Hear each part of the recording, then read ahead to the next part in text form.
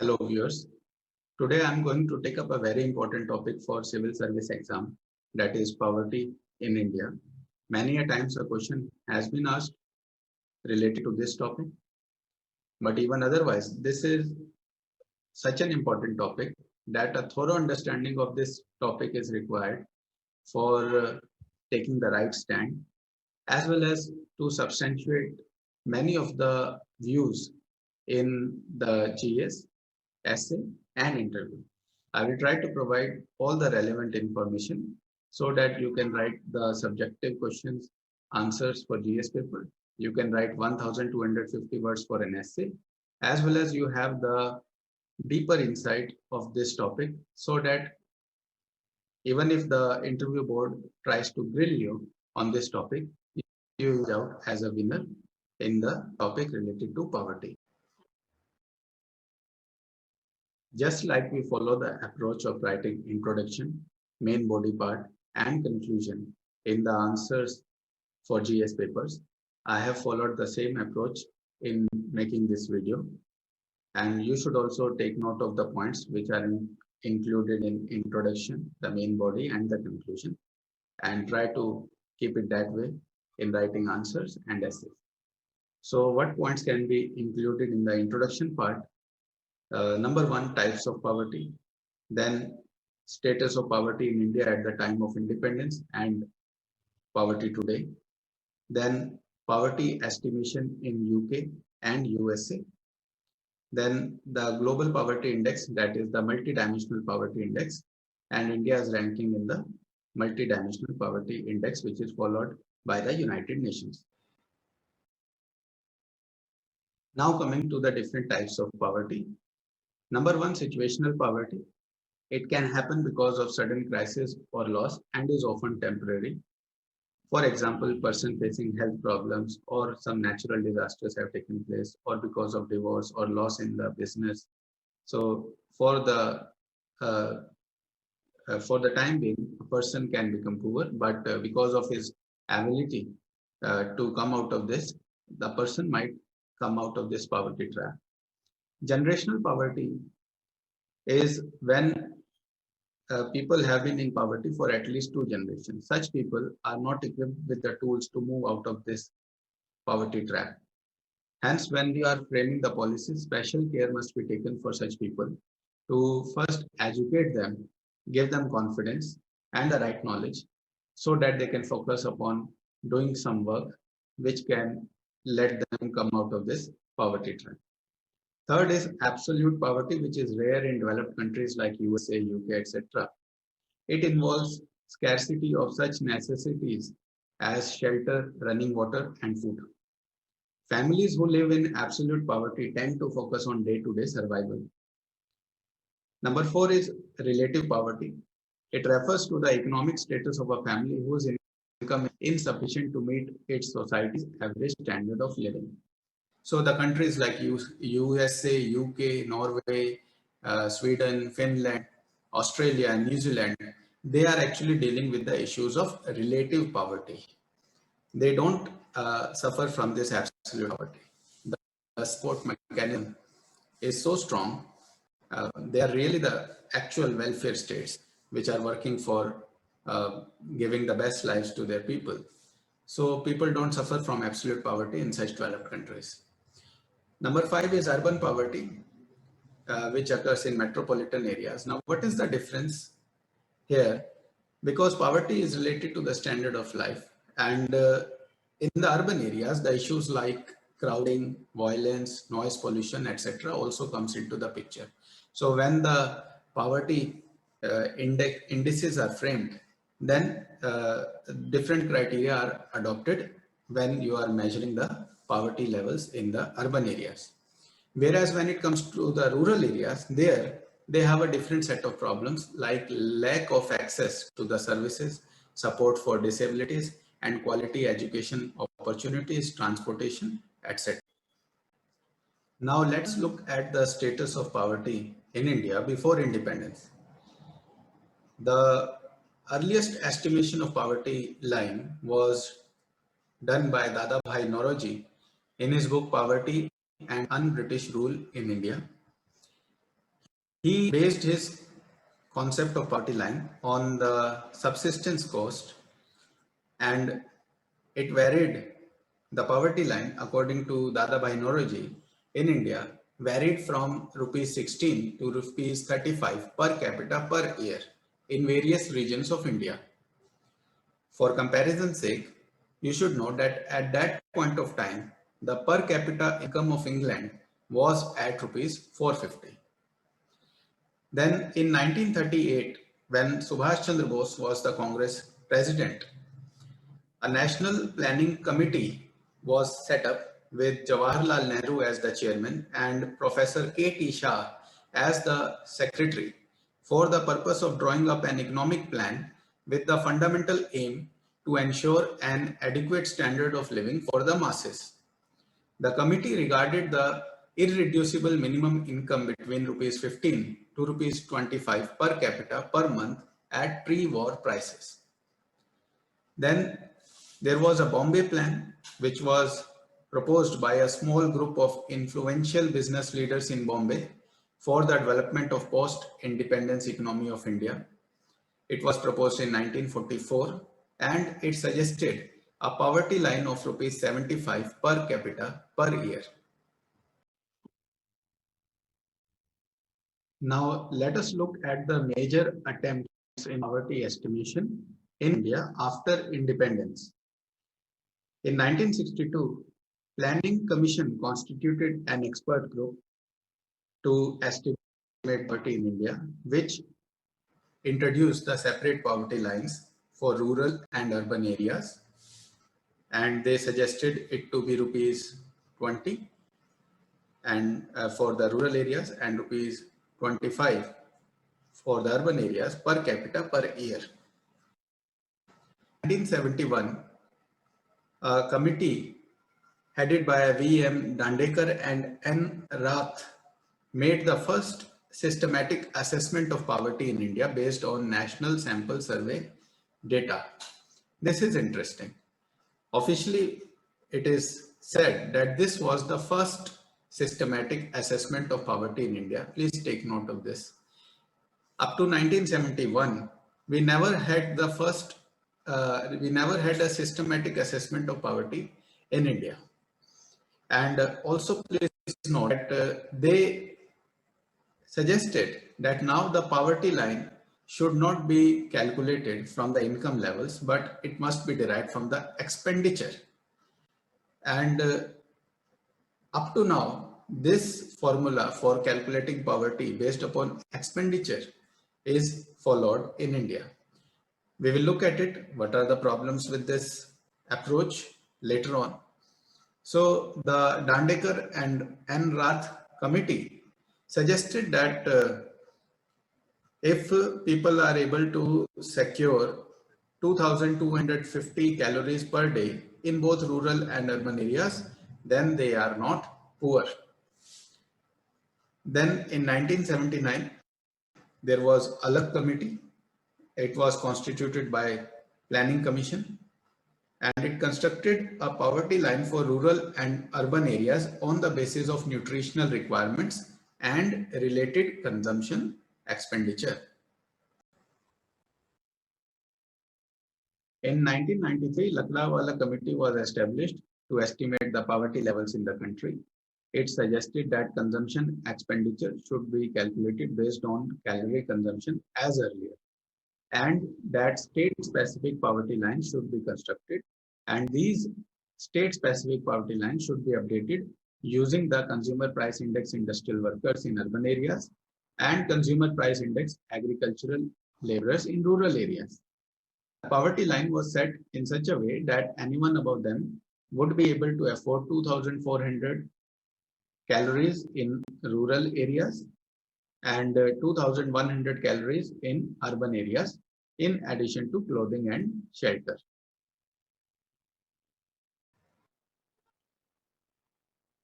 In 2005, Suresh Tendulkar Committee was constituted by the Planning Commission, which submitted its report in 2009. This is the most important committee.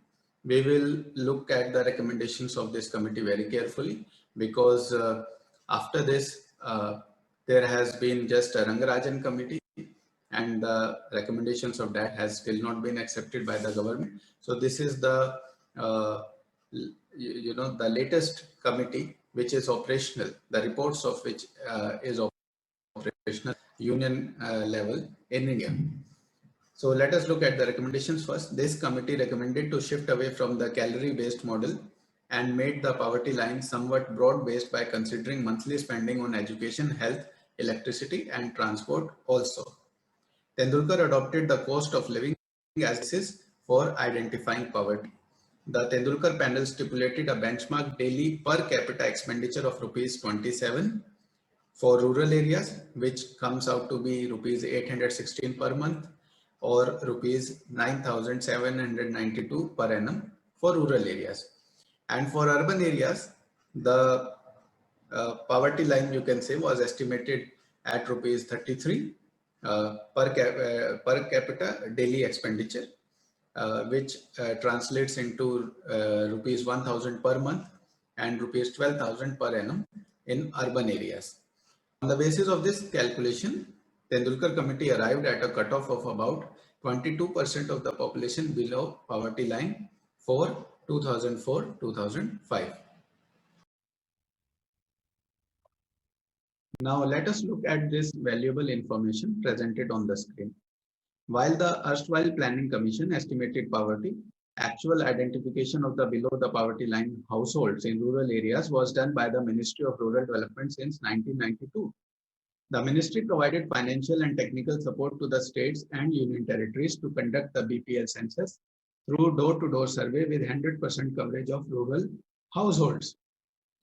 The last line is the most important line. The BPL census of 1992 used an income criteria to determine poverty with the annual income cutoff fixed at rupees 11,000 per household. What lesson we are getting from this? That number one, at the central level, you are adopting the different methodology based on the expenditure to estimate the poverty. But the same center is asking the states and the union territories to do the surveys and estimate the poverty levels based on the income criteria. So you don't have the clarity which model is better, expenditure model or the income model. If you are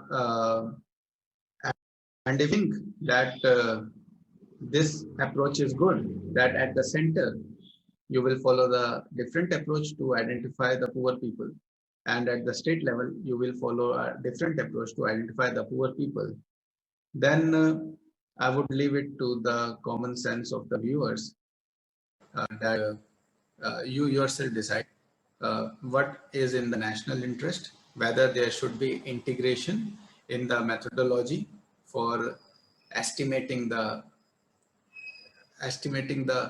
basically the income levels only, because on the basis of income levels, if you find that some people have less income, then you can call them as poor.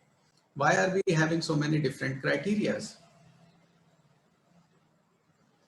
The governments are claiming to, they're talking about raising the income levels of the people.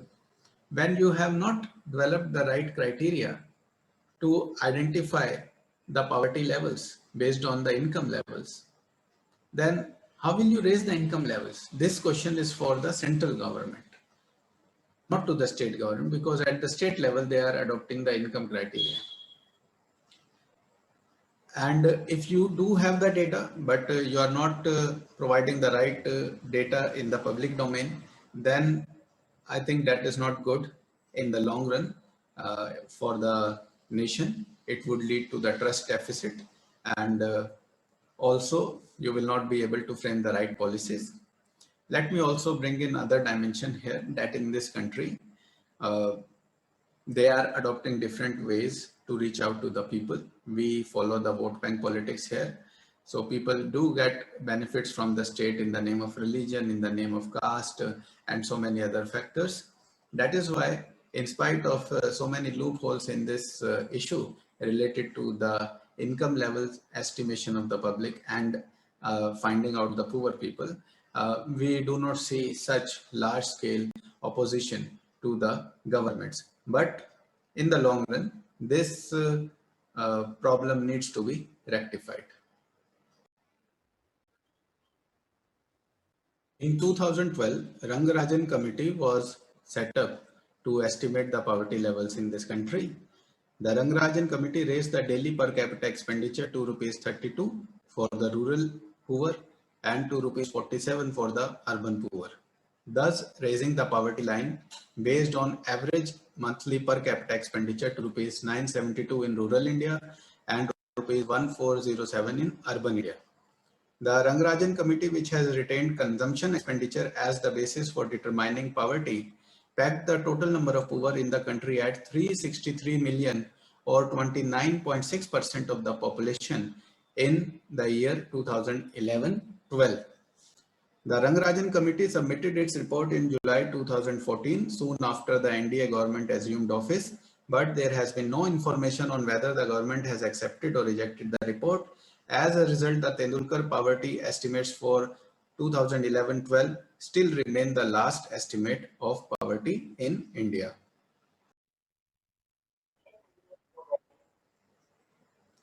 Let us now see how the UK identifies the poor people. There are two criteria followed in UK.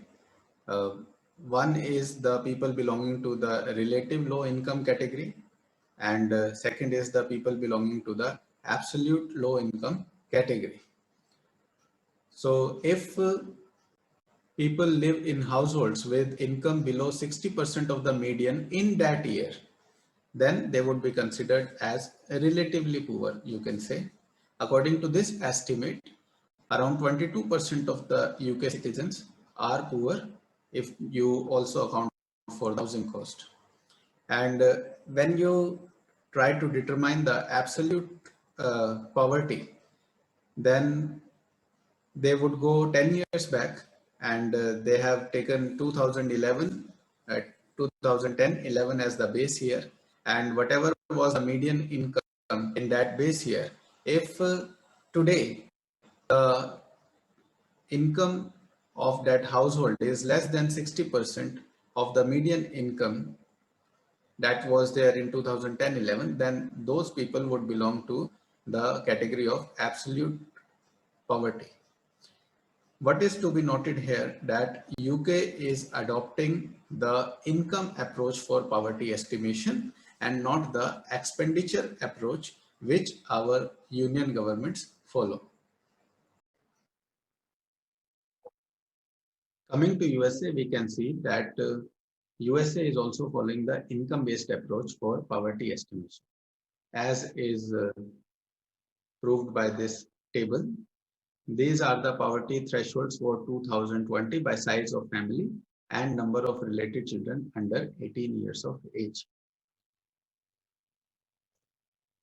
What is very special with USA is that the official poverty thresholds do not vary geographically.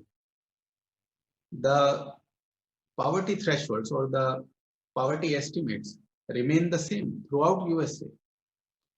This is very interesting that USA is a federal country. There, the states even have the separate constitution.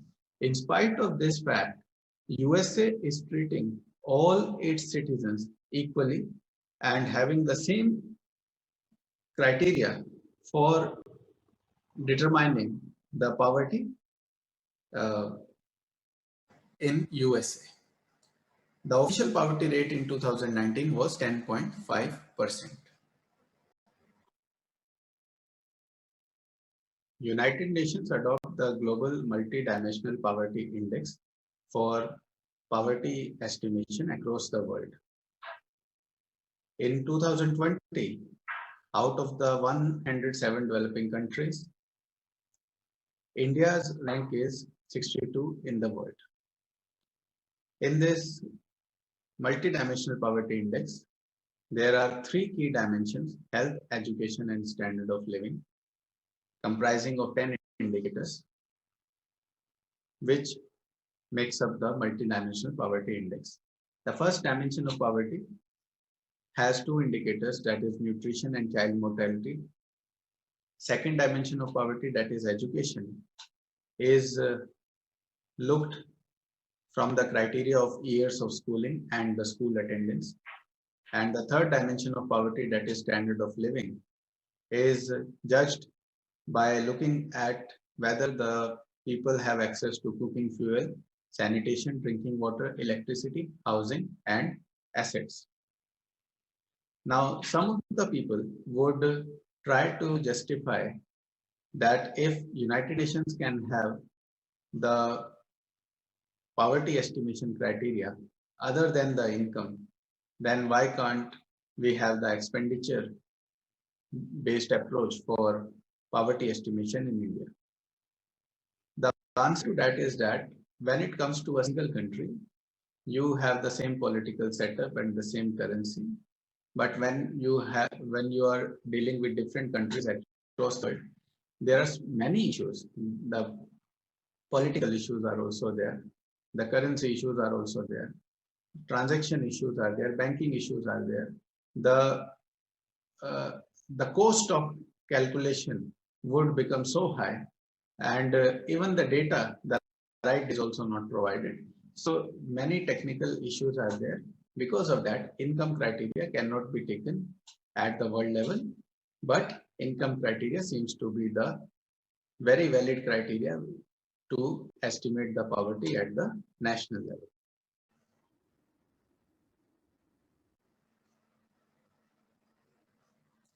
This question was asked in the year 2018 in the GS paper 1 of civil service exam. The question is, despite implementation of various programs for eradication of poverty by the government in India, poverty is still existing. Explain by giving reasons. As you can see, the question is very general in nature. I have already discussed very important technicalities related to the concept of poverty. And if you would have studied for economics, there also you would have found that the information provided to you is very technical in nature, whereas in the main examination, such general questions are asked. Before giving you the reasons or the actual answer to this question, I would like to give you some hints how to go for preparation for the main examination.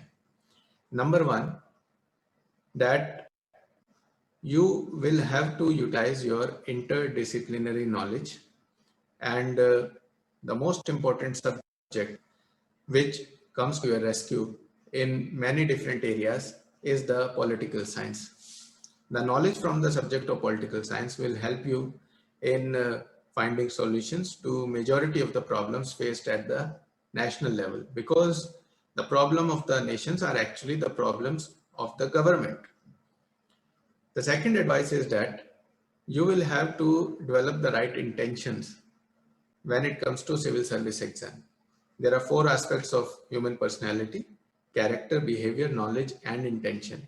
Many of the students are trying to clear this examination on the basis of their knowledge only, as they have done so in their school and college. But they forget this important fact that at the level of school and college, it is about the test of your intelligence, where here it is about the test of your intellectual capabilities. What is the difference between intelligence and intellect? I'm leaving it to you. Think over it. And so when it comes to developing the right intentions, you should develop the habit of diary writing. Try to find solutions to the problems faced by the society and the nation. And for that, you don't need to look at the books or different subjects. Just write whatever you think. And later on, you can always verify by looking at the reality. What is the actual status? How much in conformity your views are to the actual reality? How much relevant they are? You can definitely be futuristic. You can definitely uh, provide solutions which others have not provided, but you will have to be in alignment with the ground realities, and your solutions should be in such a way that you are able to take care of the ground realities. So let us move to the answer to this question and let us try to look at the reasons because of which poverty is still existing in our country. The reasons for poverty in India are as following. The first major problem related to the Indian political structure is that we are having large leader to citizen ratio. The population of India in 2020 was 1.38 billion and the strength of Lok Sabha is 545. So the leader to citizen ratio comes out to be 22.5 lakh. When compared to UK, the UK population in 2020 was 68.2 million and the strength of House of Commons was 650. So the ratio comes out to be 1.04 lakh. In USA, the population was 330 million in 2020 and the strength of House of Representatives was 435. So the ratio comes out to be 7.58 lakh. In France, the population in 2019 was 67.1 million and the strength of National Assembly was 577. So the ratio comes out to be 1.16 lakh. So I will repeat the figures for you that in UK, the ratio comes out to be 1.04 lakh. In France, the ratio is 1.16 lakh. In USA, the leader to citizen ratio is 7.58 lakh. And in India, the ratio is 22.5 lakh. So you can see the great disparity. This is just like if you increase the number of students in a class, then the burden on the teacher would increase and the quality of teaching suffers.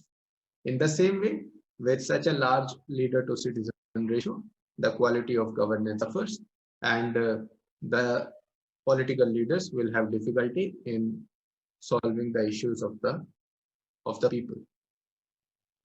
Now, if you think that increasing the representation at the highest level is not possible in India because of such a large population, then first of all, please pay attention to the strength of House of Commons of UK.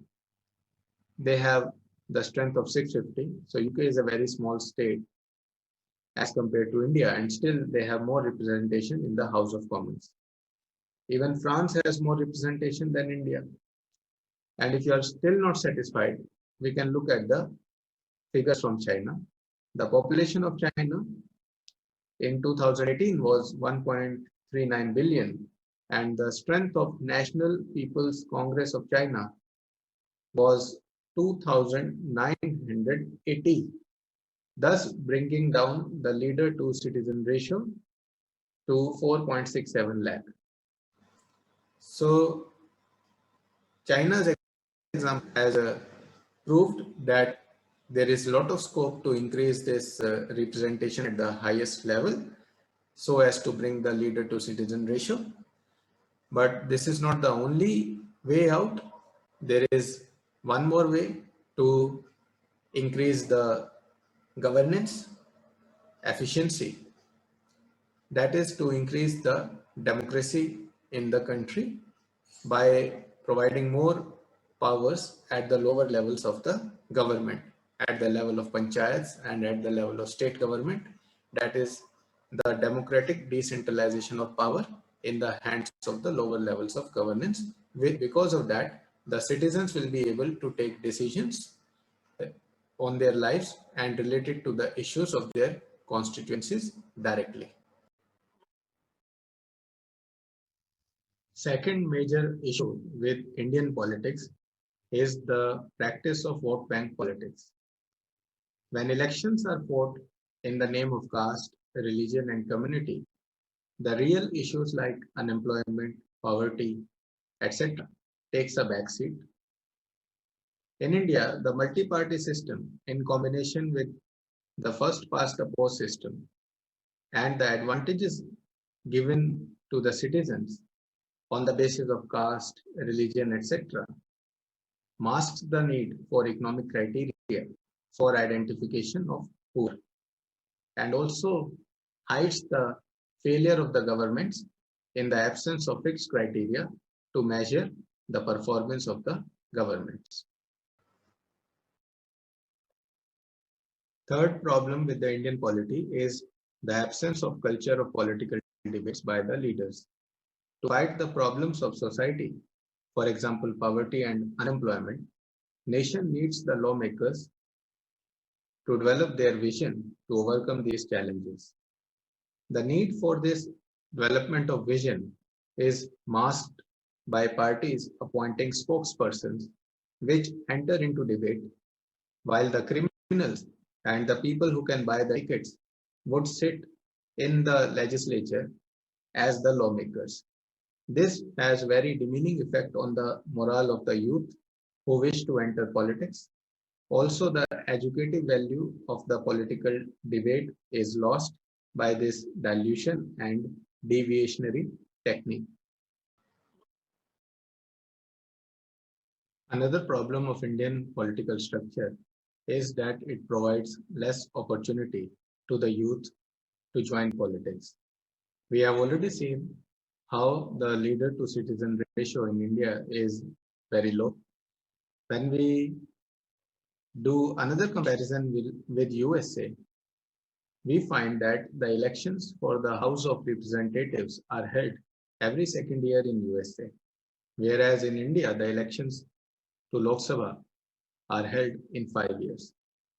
So, how does this holding up elections sooner help the system? Basically, it increases the accountability on the part of the leadership, and it also gives hope to the youth that they also have a chance, because just after every second year, they will have a chance to replace the person, the senior person. The advantage with the young people is that they are optimistic and they have great desire to bring the change and they are fearless.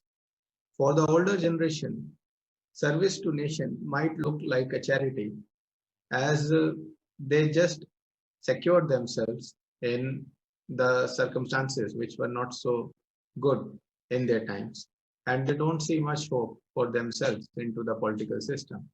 But for the youth, the life has just started. They are restless, and bringing a change into the system will actually help them in a very positive way, because when they are young, they have so much positivity on their side. The responsibilities are also less on their shoulders, and that is the best time. They are also into relationships. They have more friend circles.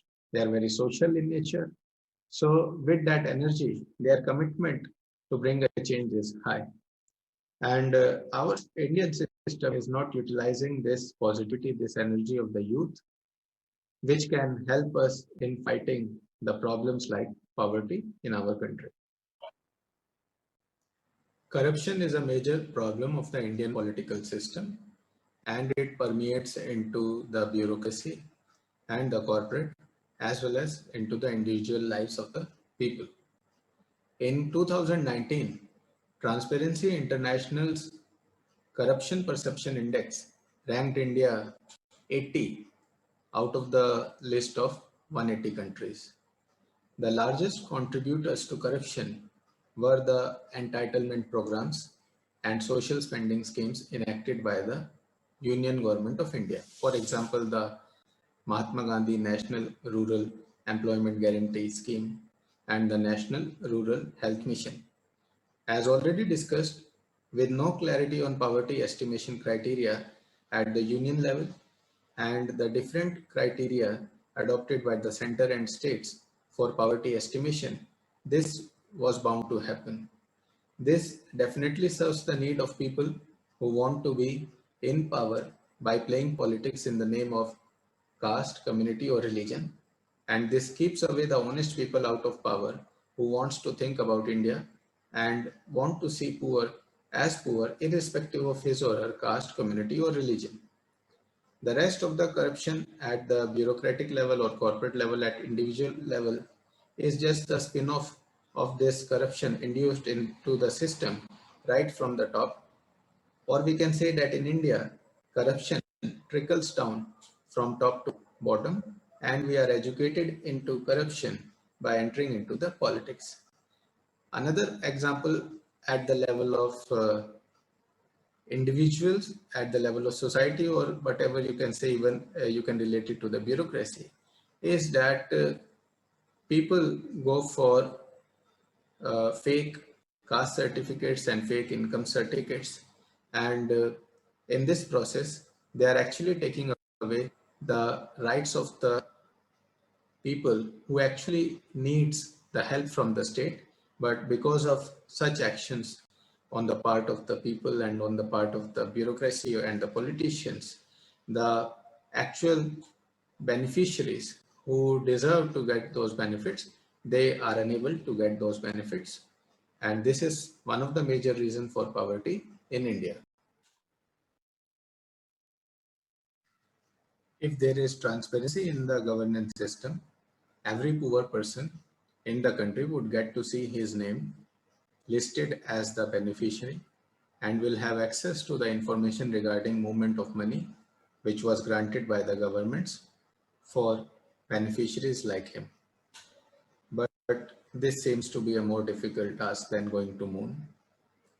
This issue is not much different from the issue of a person waiting for his property to get freehold, or a person or a businessman waiting for his loan application to pass. But we make a mess of this issue of transparency in the governance system by dividing it into the issue of a poor man, the issue of a businessman, and the issue of a city dweller. Every leakage of funds or the diversion of funds has to be in the knowledge of a government servant. Without being in the knowledge of government servant at any level or a political leader, the diversion of funds or the leakage of funds can never happen. If we can ensure accountability in the governance system, then the people will be afraid of diverting the funds, and the money which is there for the poor people will start reaching to the poor people. This is how the poverty can be removed in India. Poverty is also existing in India because of the ignorance of the citizens about the constitution, as well as the failure on the part of the governments to implement the ideals of the constitution. But in this context, I think citizens are more responsible for their ordeal, because constitution has explicitly given the provisions by which the poverty can be removed from the nation. For example, Article 39B, which says that the ownership and control of the material resources of the community should be distributed in a way to subserve the common good. Then Article 39C, that the operation of the economic system does not result in the concentration of wealth and means of production to the common detriment. Article 39F, that the children are given opportunities and facilities to develop in a healthy manner and in conditions of freedom and dignity, and that childhood and youth are protected against exploitation and against moral and material abandonment. Then Article 41, which talks about right to work, to education, and to public assistance in certain cases. The state shall, within the limits of its economic capacity and development, make effective provision for securing the right to work, to education, and to public assistance in cases of unemployment, old age, sickness, and disablement, and in other cases of undeserved want. Article 43 talks about the living wage, etc. for workers. The state shall endeavor to secure suitable legislation or economic organization or in any other way to all workers, agricultural, industrial, or otherwise, work, a living wage, conditions of work, ensuring a decent standard of life and full enjoyment of leisure and social and cultural opportunities. And in particular, the state shall endeavor to promote cottage industries on an individual or cooperative basis in rural areas. Then Article 43A, participation of workers in management of industries. The state shall take steps by suitable legislation or in any other way to secure the participation of workers in the management of undertakings, establishments, or other organizations engaged in any industry. Then Article 43B talks about promotion of cooperative societies. This was introduced in 2011 only. Then Article 48, organization of agriculture and animal husbandry. The state shall endeavor to organize agriculture and animal husbandry on modern and scientific lines and shall in particular take steps for preserving and improving the breeds and prohibiting the slaughter of cows and calves and other milch and draught cattle. If you would have carefully looked at these provisions, they are sufficient enough to remove poverty from the country. Now, the question arises, why we don't look at it? First of all, we don't believe in education. Nobody actually ever told us the value of constitution as well. This is uh, the fundamental law of the country, the Constitution of India. Whatever is written in that book, it has to be followed by everyone. You just need to develop the right and understand the Constitution. Even Supreme Court judge cannot go against you. This much power this book has. But we are not taught in this way. That is why people feel helpless, powerless. So how it is related to poverty, I have shown you that if these ideals of constitution are followed, then the poverty will be removed. The constitution has even given us the way out. They have given it in writing. These are the areas. If you focus upon these areas, then poverty will be taken care of. This is surprising. How does this happen? This happens because of the electoral malpractices. There are many ways to divert your attention, and you will be seduced and whatnot by different means. People will be paid money and they will be diverted. Different narratives will be created. But actually, for the real development of the country, the Constitution of India should be the narrative of every citizen, and that way we will be able to help any poor person in this country, and we will also help ourselves and make sure that our life is secure and we people also do not fall into that category, that unfortunate circumstances which other people are into. Problems with education provided by the state is also one of the reasons for poverty in India. Because when the poor and uneducated people look at the people who went for education but could not do well in their career and life, then they lose faith in the education. And because of that loss of faith, enter into the trap of generational poverty. So we need to look at the major problems with the education system. Uh, there are many problems, but here I will try to highlight the problems related to the economic aspects. Number one, lack of vocational training so that students can make living out of skills acquired through education if they don't get a job. Number two, lack of basic training in management and business principles. In today's age of internet, many business opportunities and that to the global opportunities are available online.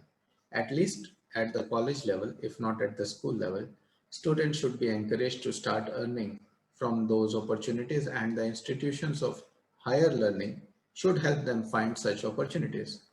Some basic principles of business should also be taught to the students, like number one, it takes time to build a brand.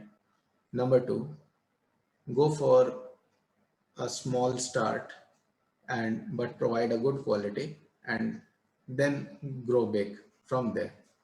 Number three, go for partnerships or cooperation or make a cooperative effort to start something new, to start a small business. And later on, when the business grows, you can in fact bring in more people. You can provide jobs to the other people as well. The best would be to enter into businesses or to create businesses without monetary investments. In today's era, everything is possible, because if you would have been told this thing, that even as a consumer, you have this power to get benefit out of the choices you make for consumption. With such concepts, students can start earning money, and this is actually the best stage. People are friends with each other, and if this friendship can take the form of business relationships, then the big businesses can also be created. But we don't provide this kind of motivation to our students. Have you seen any project, any reward mechanism by the state governments or the central government for rewarding the students for starting some economic enterprise right at the school level or the college level? While this is a common thing, means students in USA, they many of them, they have started the companies and they have been successful when they were in the college or even in the school. Means they start thinking in that direction. We people don't think in that direction. The spirit of entrepreneurship is not there. So when the educated are not able to become the job providers, what will happen to the uneducated? The educated are supposed to create the right environment for themselves and to promote the common good. So if the governments are not doing this, then at least the citizens themselves, this is one of the way out. All those youth, the educated people who feel hopeless with the political system, they have this opportunity, the economic opportunities, and from there they can make a start, build relationships, and because once you build relationships, you have a network at the all India level, and also you are strong economically, then definitely rest of the things can also happen. So this is how the students should think, and it will be good, by the way, for the entire nation. And it will be better if the state themselves, the government themselves, the leaders themselves start motivating students in this direction. Another reason for poverty in India is that we do not have a political culture where the citizens would expect the government to deliver the services at their doorstep. In India, the best of the government services are available in theory, in newspapers and in advertisements. But when it comes to actual delivery, even in the capital of the country, that is New Delhi, it is not the culture that people would call and the government will deliver the service at the doorstep. As I said, in theory and in advertisements, there would be many schemes shown to the public. So how do we justify this point to those people who get impressed only by the declaration of the policy and availability of the services just online, and who think that progress made in any one city of the country is actually a progress made at the national level? The best way to reply to such people who try to generalize these small achievements and try to show them as the national achievements is to compare the amount of public spending the governments are doing in different countries. By public spending, we mean expenditure on social welfare programs directly related to the lives of the people, like education, welfare of elderly, health related spending, cash to poor and unemployed, etc. So let us look at the figures in some of the developed countries. how much of public spending they are doing as percentage of the GDP. So Norway is spending 25.1% of its GDP on the social welfare programs. Germany 25.3%, Greece 27%, Sweden 27.1%, Austria 27.8%, Denmark 28.7%, Italy 28.9%, Belgium 29%, Finland 30.8%, and France 31.5%. Now let us look at how much spending on social welfare programs is done in India. This is according to the Press Information Bureau report uh, dated 29 January 2021 related to the news from Ministry of Finance. It is said that the combined social sector expenditure by both center and state governments in India is 8.8% in 2020-21. So you can compare where is 8.8% and where is this figures, where are these figures of 25 and above up to 30%. So these countries are developed because they are actually spending money to take care of the lives of the people. Now, some people would try to give you the logic that these countries have a higher percentage of income tax paying citizens. Definitely, that is true.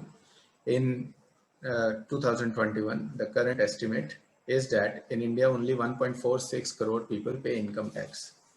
That is just 1.05% of the total population of India. Whereas in Norway 20.2%, Germany 19%, Greece is less 8.8%, but Sweden 17%, Austria 16%, Denmark 36%, Italy 21%, Belgium 28.1%, Finland 22.7%, and France 14.7%. So how do you look at this thing that people are trying to put this fact in front of you that we are not here, people are not paying taxes and there people are paying taxes. And in fact, these are the same kind of people who would brag about and saying, they have a kind of demeaning attitude towards the poor, saying that you people are just brought up on our taxes.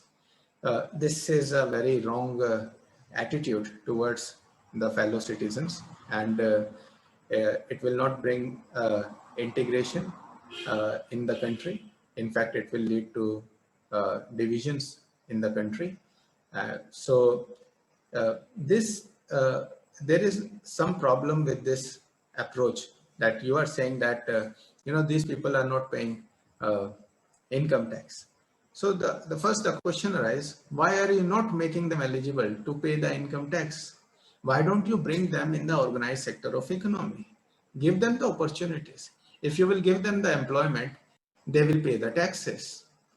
So it is the failure of the state which you are trying to pass on the fellow citizens who are actually the victims of the failure of the leadership of the country. And another way to look at this is that we do have a very high percentage of indirect taxes in our country. Even the common man, those who might not be paying the income taxes, they will be paying the indirect taxes. Now we have GST, goods and service tax, which has subsumed many of the indirect taxes. So we can simply talk about the GST. I'll give you the list of the items, keep looking, and then think over whether the common man, even the poor man, they are purchasing these products or not.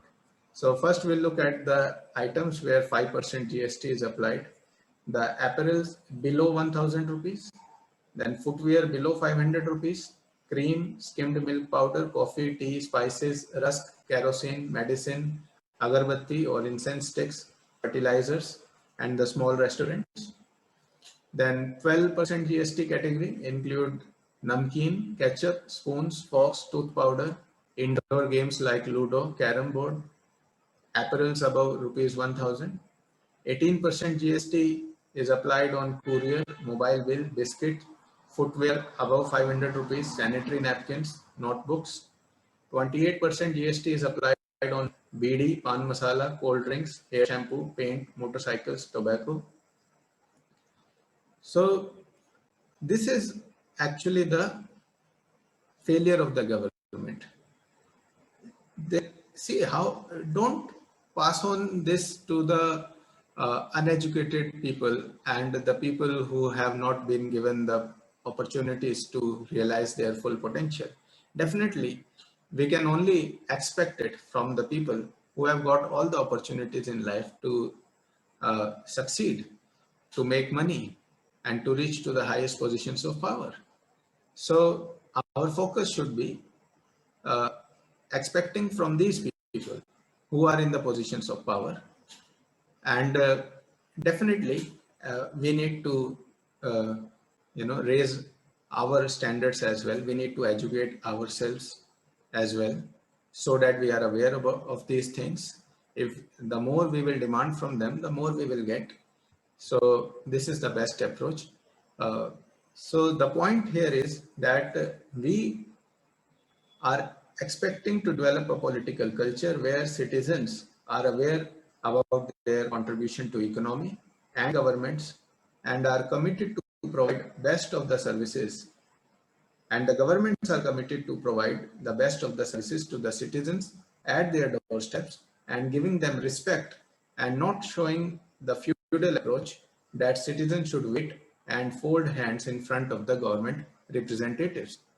Once we have this kind of political culture in our country, obviously the machinery would become so efficient and it will become so inclusive that the issue of poverty can be tackled very effectively. When we don't work according to our strengths, we are bound to remain weak. This is applicable to India with respect to the agriculture sector. Let's look at some of the facts related to agriculture in India. The world's percentage of cultivated land is 11.6%. In India, the percentage of cultivated land is 57%. World's average percentage of arable land is 10.6%. And in India, the percentage of arable land is 52.8%. No other major country or a large country of the world comes even closer to India with respect to these figures related to the cultivated land and the arable land. So we are actually blessed with this quality of land where agriculture can be done, and because of historical reasons also, we have so many people engaged in agriculture, and also because of this blessing, there is nothing wrong if so many people are engaged in the agriculture sector. We also have the capacity to grow variety of crops ranging from the temperate to the tropical crops. But because of the mismanagement, we have not been able to take our agriculture sector to the heights which it deserves. Some of the major issues related to this are number one, the high wastage.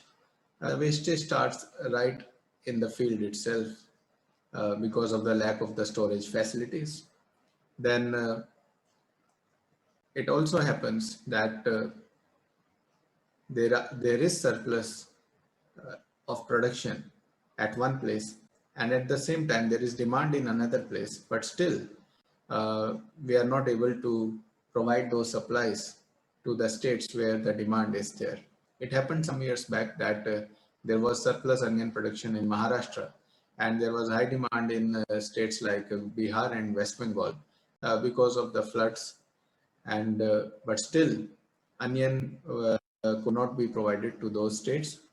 And there are many other issues. There are serious issues of corruption, and we are lacking in the all India uh, uh, system, which will be able to overcome these challenges. But because of the problem at the state level, you know, we are not able to sell these things. Also, the problem is with respect to the information. Uh, Very few people have that kind of information uh, at the all India level. The current farm bills had some provisions in this direction, but there were also some provisions which made farmers wary, and because of that, no progress has been achieved in this direction. We are also seriously lacking in processing our agricultural produce. This is very unfortunate. Uh, Considering the kind of development we have made in sectors like space, we have been able to reach to the moon, and we are like world leaders. You know, we come to that category of launching so many satellites.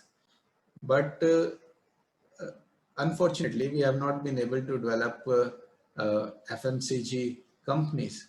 We have not been able to develop those machines which can produce things like bread, chocolates, tomato ketchup on mass scale, which can be sold to us Indians. This is very surprising that companies like ITC, Britannia, Nestle, Hindustan Unilever, which are basically the foreign companies, and they are selling us these uh, bread, chocolates, tomato ketchup, etc. And in fact, we also go for them. This is very ironical that the alternatives are there, but the kind of branding they are able to do is uh, uh, because of that, we don't go for the local alternatives. They're serious issues. But if we look at it, then we can only laugh at it that the agriculture produce is ours, the space is ours, even the people working in the company are ours. And maybe I'm not sure whether all the technology, that machinery they are providing, maybe even the machinery, we have been able to get that technology, but just because of the lack of understanding of these basic concepts of economy, the lack of awareness about the value of this FMCG segment, uh, we have not been able to achieve that self-sufficiency.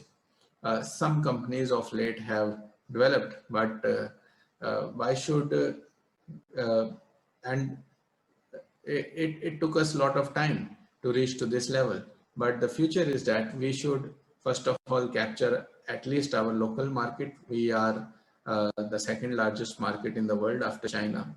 At least we should have self-sufficiency over there, and from there we should grow and try to sell our produce, basically the processed uh, products abroad. Another reason related to agriculture is lack of uh, development of agriculture along the scientific lines, and the lack of export for the obvious reasons which I have just discussed with you. When it comes to financial inclusion, we can leave the equity part or the share market part, but the services related to banking, loan, and insurance, they are required by everybody. Uh, but even after 74 years of independence, many poor people in the country do not even have the bank accounts. And for loans, they get into the clutches of private money lenders who charge them high rate of interest. Even they don't go to the banks for depositing their money, and they just enter into systems like a committee system is there in North India, they call it, where one person would be made in charge, and that person will be collecting the money. The advantage these people see is that if they get lucky, you know, it's like a draw system, then they can get that money in advance without paying any extra rate of interest. But it's a very risky thing, and many a times fraud happens. People run away after taking the money, and because of this risk, poor people, you know, they lose their savings of their life, and again they get into the clutches of poverty. And because these many of the people, the poor people, they don't file the income tax returns, they don't maintain the accounts, then they don't get loans from the banks. uh, and even if there are government schemes which don't ask for such documents, then because they are majority of the poor people, they are illiterate and uneducated, then the brokers will be there in between who would charge heavy commissions from them to pass on the benefits which are intended for them. Uh, One positive step we can mention here, if we have to provide some example, that in the uh, Pradhan Mantri Jan Dhan Yojana, they were able to uh, open a record number of bank accounts, and in fact, they created a Guinness World Record for opening um 18 million, more than 18 million accounts in 1 week in August 2014. But the serious question which comes in front of us is that why it took us so long to even have bank accounts for the citizens of this country. Uh, the reason is very obvious, as uh, I'll be discussing in another point. We have not been able to uh, reach out to the people. We have not even developed the economy. We have not organized the economy. And when the economy is not organized, these are the rest of the repercussions. Employment is one of the straightforward solution to remove poverty from any country. But uh, what is the reason why we are not able to remove poverty and unemployment?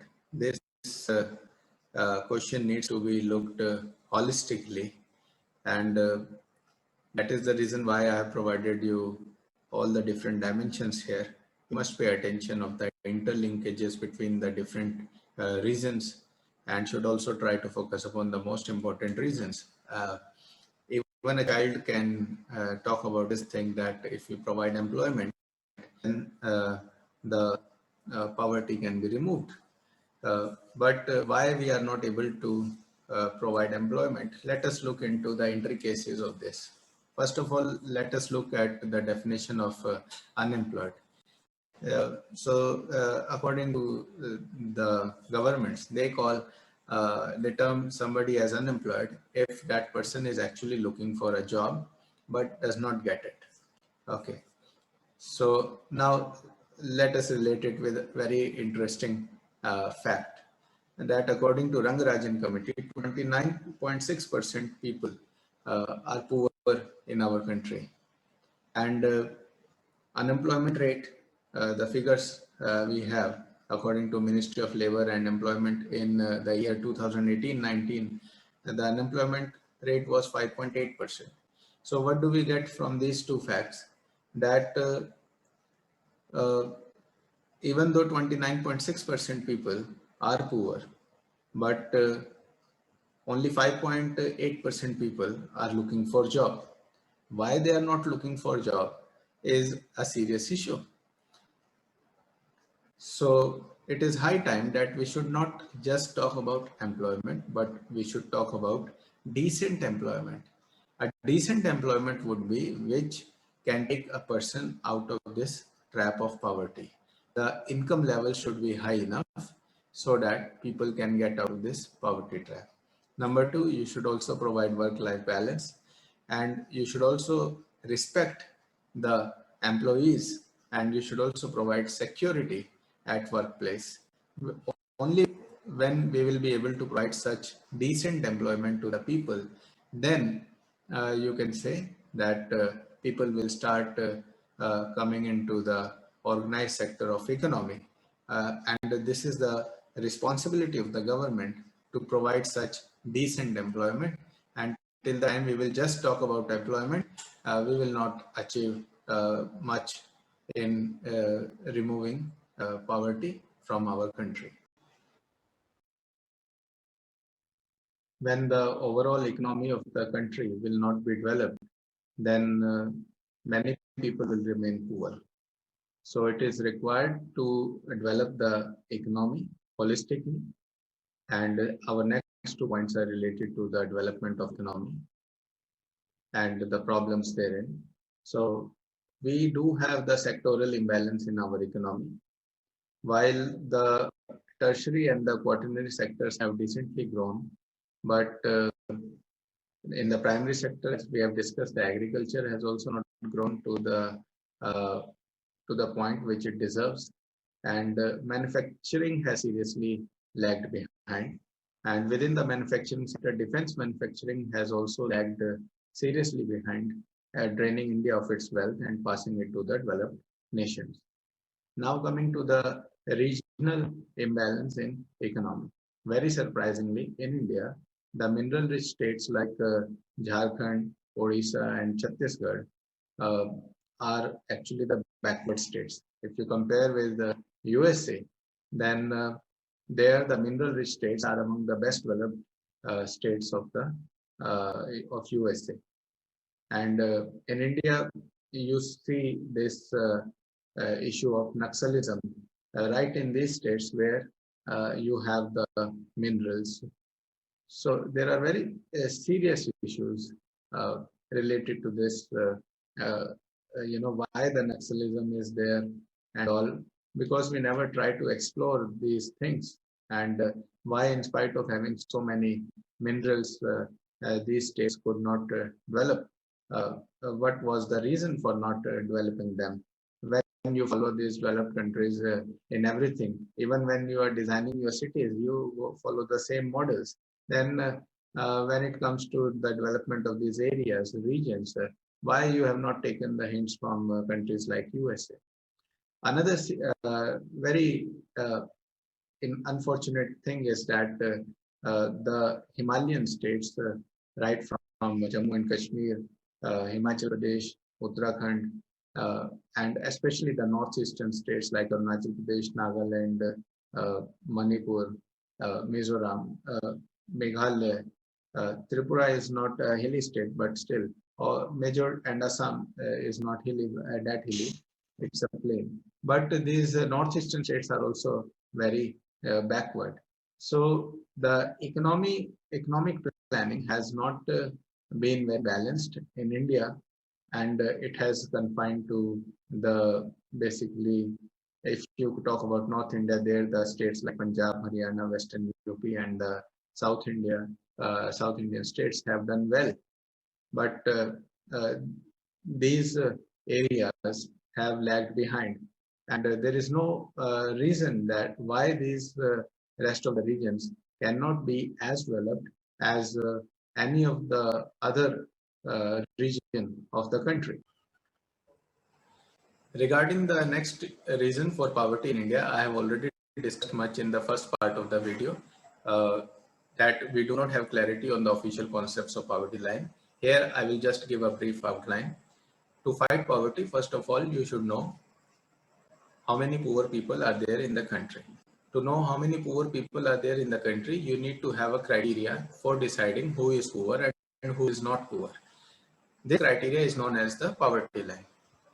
In India, this concept of poverty line does not come in public domain. People don't even talk about it. The governments don't even talk about it. And they don't even have the clarity on this. As I have already discussed, the Rangarajan committee has also provided its report, but we are still following the Tendulkar committee recommendations. But the thing is, they have developed some other ways to overcome this challenge. The ways are that they will provide help to the people, but in the name of caste, community, religion, etc. So the people do get the help from the government, but the disadvantage of that system is that you cannot judge the performance of the governments, and you don't actually get to know how many poor people are there in the country. And as I've already discussed with you that they are using different criteria at the level of center, they are using the expenditure-based approach for poverty estimation. At the level of state, they are using income-based approach for poverty estimation. Even across the different states, they have different set of criteria. I've given you the example of USA. The poverty threshold do not vary geographically in USA. That means the poverty line is same for all the states of USA. Even though USA is a true federal country where the states are even having different constitution, but and India is a country where the center is so strong, states do not even have the territorial integrity. Even after this much, this kind of arrangement, there are differences in different states, and in fact, center is not ready to take up the responsibility for declaring the poverty line in public domain. So this is a very serious issue, and it should come up in public domain. In the past, they started all these campaigns, the hashtag campaigns and all. Never ever they would start such kind of campaigns because the reason is also that even if the common man would try to start the campaign, we all are stuck with this issues of branding and status, etc. That the things should come from the top, and only then we will provide the support to them. These are also the reasons, the psychological reasons, we can say, because of which the common man is unable to get out of this trap which has been built for them.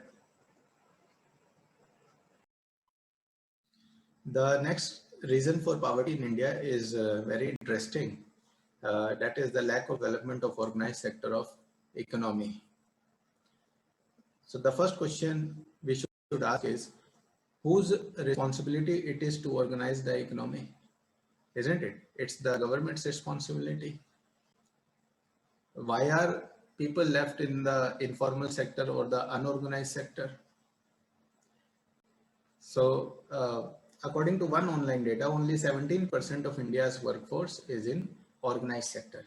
Obviously, some progress has been there. 17% of people are working in organized sector.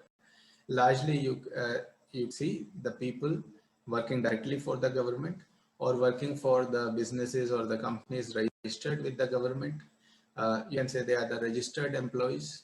They will get the regular salaries. A part of their salary will be deducted. It will go to the government, and government will give them back in different forms in terms of pension and some other benefits, etc. So this is the organized sector, and you get to see some examples for like the farmers throwing milk on the street, or throwing potatoes are rotting, or the onions are also rotting in the field, and they are throwing tomatoes on the street, things like that. Why? Because they are on their own. They are not organized. This is the situation of this country. So let me give you one data from UK. In the population of UK is 68.2 million, and only 2.93% of UK's population, that is 2 million people or the UK citizens, work in the informal sector or in the unorganized sector. According to this online data which I have presented in front of you, 83% of Indians, they are in the unorganized sector. The state is not standing there holding up their hands. Definitely they are getting benefits in the form of subsidies and rest of the things, becoming sarpanch, getting this feeling of pseudo-democracy at the lowest level. Definitely we are better than Afghanistan, Pakistan, Myanmar, etc. But I need to repeat this again because the situation is not so mature in our country. So I have to repeat the same point again and again. The intention here is to move to the higher levels and be on par with the developed countries like UK, USA, Australia, etc. so that the Indians don't feel like leaving this country and go to those countries for better life. That is the intention for bringing up all these facts in front of you. Um, and whatever achievements we have made, uh, after going through this video and all these facts and all, you would be clear in your mind that we could have achieved the levels which the other countries have achieved, but because of these problems, we have not been able to achieve those levels. So I'll give you some data. The first National Commission on Labor in 1969, headed by Justice P.B. Gajendra Gadkar, recommended fixing the minimum wages and regulating the conditions of employment, and that the piece rate should be converted into daily wages. So in 1969, these recommendations were made. It is not like that in India, people don't know things. Okay, the reports have been there, the recommendations have been there, but as discussed, the reason for discussing all those political points in detail was this only, that if politics is at the core of the problem, and to overcome all the national problems, the focus should be on the political reforms. From there, only the solutions would come. So right since 1969, this recommendation has been there to fix the minimum wages. It is there in theory, as I told you, in India, the best of the things, the concept of justice at your doorstep is also there in our country. I leave it up to you to understand the ground reality. So, have we achieved these things in reality? This should be the question for every Indian citizen. How many people actually know about the concept of minimum wage? When the work is informal, then the concept of minimum wage does not practically apply. All this concept of minimum wage will apply when you will have the organized sector of economy. And so you can just imagine that whatever they are making all the rules and regulations and all, if a whole lot of Indians are left outside this organized sector, how can you expect all these benefits to reach to them? Now, let me give you a very interesting fact in the last. You can go to Press Information Bureau website dated 27 December 2017. This is a reply by Minister of State for Labor and Employment in a written reply in Rajya Sabha. And the statement he has, and the reply is that there is no centralized national database of unorganized workers in India. If we can generate employment for the people, then we can definitely uplift people out of this poverty trap. And to generate more employment, we should think about more and more areas. And unfortunately, there has been a lack of focus on art and culture as the areas which can generate employment for the people, especially for the poor sections of the society. Culture is a way of life, people. It has strong connections with the geography and environment of the place. Culture provides emotional moorings to its followers and gives them the intellectual ability to judge the present on the basis of their achievements or mistakes made in the past. People develop the skills as part of culture, but the cultural upheavals taking place in the name of globalization, and as technology disrupts the prevalent economic relationships, it leads to the loss of employment for many. While modernization and technology cannot be ignored altogether, but the process of cultural transformation should be smooth so that people don't lose their livelihood. What is old for some is antique for some, and in some different area. The cost of helping the art practitioners to sell their products, especially in digital age, is less than the cost of providing new skills and employment to someone who loses his livelihood and becomes poor. Another dimension of culture is that the festivals, sports, religious tourism, theatre, dance forms, etc., not just provides job to the locals, but the consumers are also the locals. By promoting local art form, you don't just provide job to that artist, but the money and time that would have gone for the foreign art would be spent locally, and you don't lose margins and intellectual space to the outsiders. Another issue is of sustainability. Plastic is a major problem of 21st century. Our old art forms produce products made out of wood, clay, bamboo, etc., which are sustainable. Why should we lose to the polluting products when we have better solutions with us? In this direction, we can have one positive example from the state of Uttar Pradesh in India. They have started this program, ODOP, one district, one product, where the government is focusing upon promoting one product from every district of the state. This is a welcome step in the direction, and shows how culture can be utilized to achieve economic progress and independence. Lack of women power is another reason for poverty in India.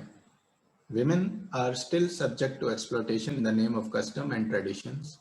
This acts as impediment in their education and achieving true potential of their self, which is a loss for the nation.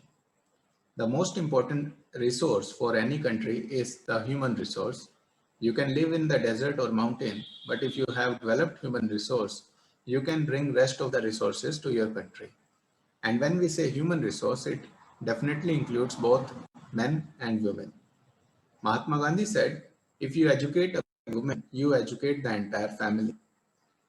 In Manusmriti, it is written, Yatra tu naryah pujyante, tatra devta ramante, yatra tu etah na pujyante, tatra sarva kriya afala bhavanti. Where women are worshipped, there God resides, and where women are not given respect, there every good deed results in failure. The consequences of disrespecting women will start from the family itself. There will be conflicts and even violence. The energy which could have contributed to the development of the self and the development of the nation will go in resolving the family matters. The professional lives of the person will suffer and people will become poor. We are also not providing employment to women in such a way that women can take care of the family as well as work. Lack of care for children at workplace is an issue for married women, and security at workplace is also an issue for the women. Another reason for poverty in India is India's high rate of illiteracy. We have 22.3% of people in India who are illiterate, because India's average literacy rate is 77.7%. The criteria for measuring literacy in India is that any person who can read and write his or her name in any language would be considered as literate. And by this very basic criteria also, we have 22.3 percentage of India's population who cannot even read and write their name. So you can imagine that how much vulnerable they are. Uh, they will not even be able to get to know the schemes which the governments might start for their benefits, and exploitation will take place, uh, and the corruption will also happen because of their inability to uh, know about what has been promised in their name and what benefits they are entitled to. According to a report of UNICEF, at least 1.5 million girls under 18 get married in India every year, which makes it home to the largest number of child brides in the world, accounting for a third of the global total. Nearly 16% of adolescent girls aged 15 to 19 are currently married in India. But the number of cases registered under the Prohibition of Child Marriage Act in 2013 were 222, 2014 280, 2015 293, 2016 326, and in 2017 395, according to information given by Minister for Women and Child Development on 28 November 2019 in Rajya Sabha.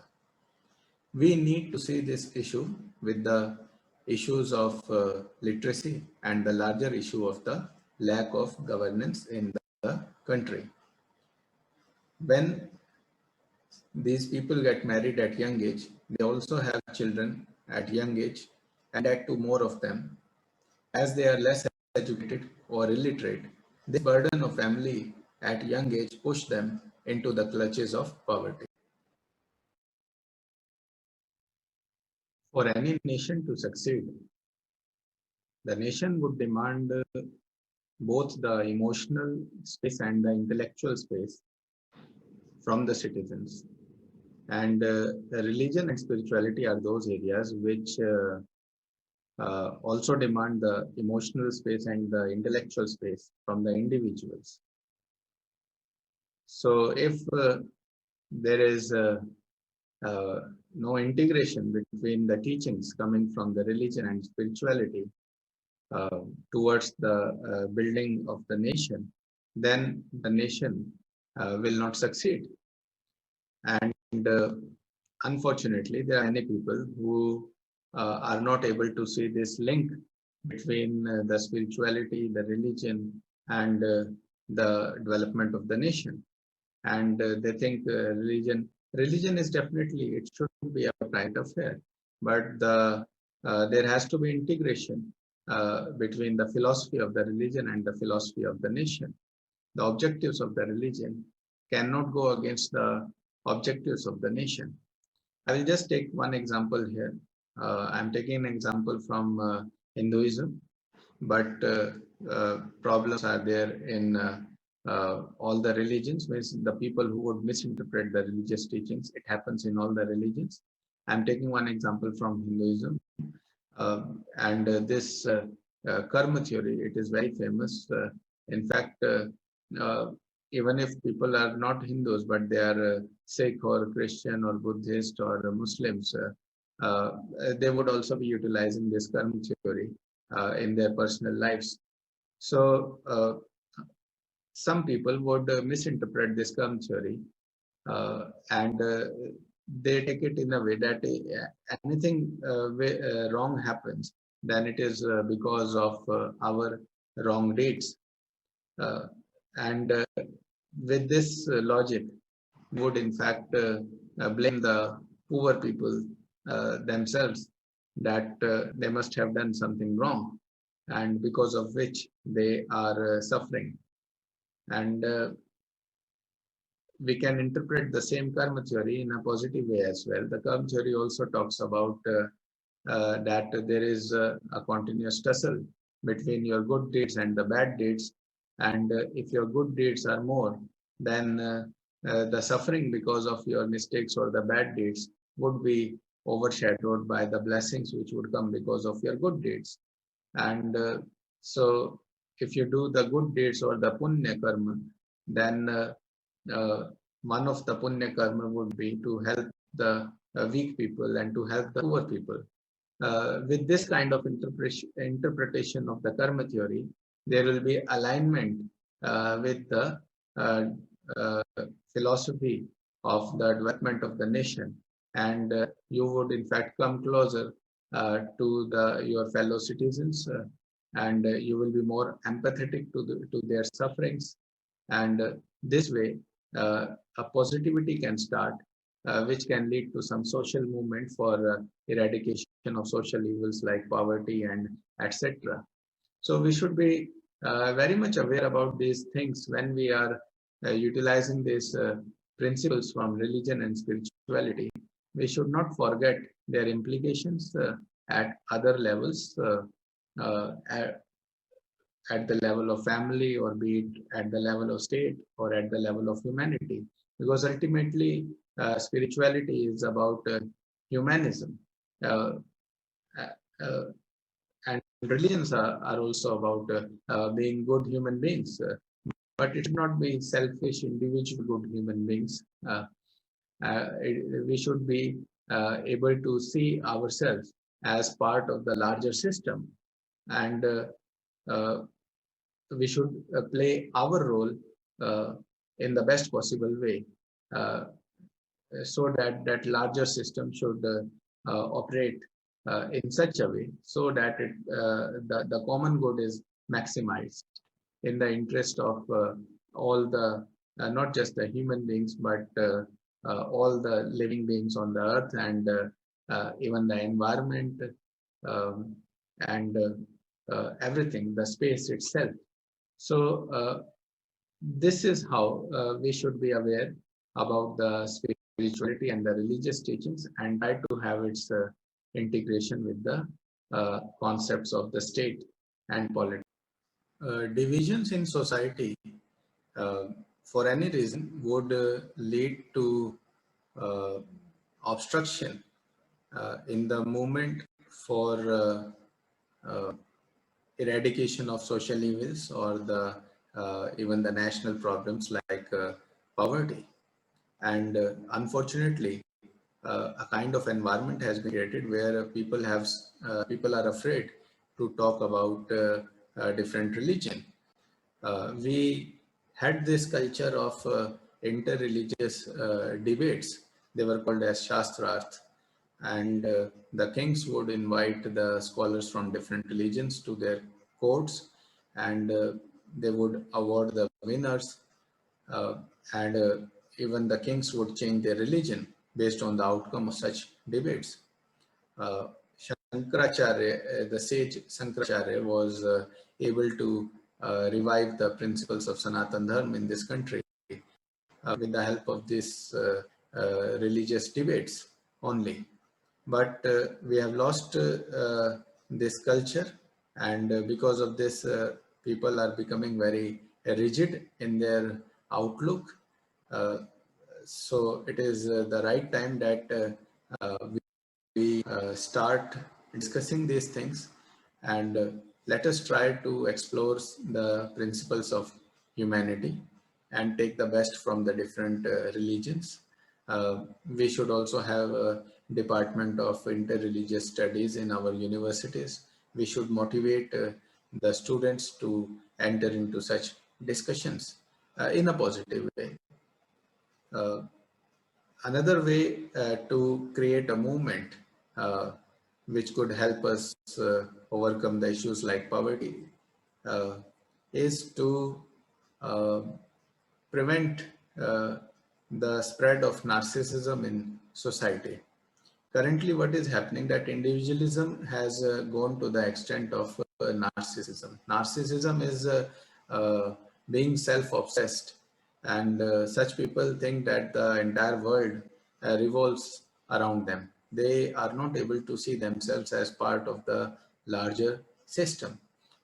So this is the problem existing in the society today, and so many reasons are there, because even uh, because of our uh, problems with the education system, we are not able to give this knowledge to our students, how they are connected to the large system, which includes the entire humanity, the nation, uh, and the state and their family.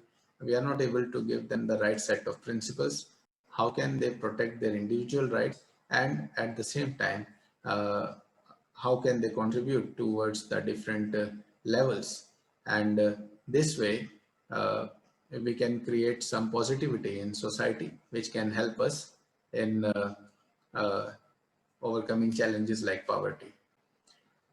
Another issue with our society is that we have lost the values with respect to the duty towards family, nation, environment, which was part of the Indian culture. With respect to this, I would like to give one example, that in our tradition, we had this concept of having six mothers. The Jananima, the one who would give the birth, the Daima, the one who would take care of the baby, um, the Rajmata, or the wife of the king, the Guruma, the wife of the teacher, the Dhartima, the basically the earth, and the Gomata, the cow. At the level of United Nations, at least now, they have accepted that why we should not kill cows. And So we belong to such a legacy, such glorious tradition, but we have lost these values. And if we can revive these values, this knowledge, then we will be able to make a rapid progress in taking our nation ahead. And when that happens, then these rest of the issues will be taken care of. And India does have this strength that we cannot just solve our problems, but we have the capacity to resolve the issues of the entire mankind. So many Western thinkers have commented upon this aspect of our civilization, but unfortunately, we ourselves are not aware about the such highlights of our culture, of our tradition. So this way, we should actually think holistically, and uh, once we start thinking in a holistic way, then we will be able to resolve such issues like that of poverty. When it comes to answer writing for GS or essay writing in civil service exam, we should always provide solutions in the conclusion, and our conclusion should be very positive. In this video, I have already discussed the solutions in the first part of the video, in the initial part of the video, as well as in the main body part. So I will try to include the points of positivity here in the conclusion, or the significance of overcoming the challenge of poverty in India. So the very first point we can include is the lessons from the history, because there are many examples from the past where the leaders have used the economic inequality as a reason to justify violence and wars. The most famous example being that of Hitler, who blamed Jews for the suffering of the Germans. And the same logic was given by the people who forced the Kashmiri Pandits to move out of the Kashmir Valley and made them refugees in their own country. So we cannot afford to have the islands of prosperity in the oceans of poverty. That will be very much dangerous for even those who are not poor. So uh, we must do it if you are not empathetic towards the other suffering, at least for your own sake. You should try help in building the right systems which will help in the eradication of poverty. Next, this overcoming the challenge of poverty would help us in strengthening our democracy. We are better than countries like Myanmar, Pakistan, and Afghanistan, who are struggling with the establishment of democracy in their country. But this challenge of poverty is so serious that it can lead to a situation where the entire edifice of democracy would crumble down. The man whom I have devoted this video, that is Karl Marx, has provided an ideology uh, called communism and socialism, which is so powerful that it can overtake a democratic state if there are islands of prosperity in the oceans of poverty. So uh,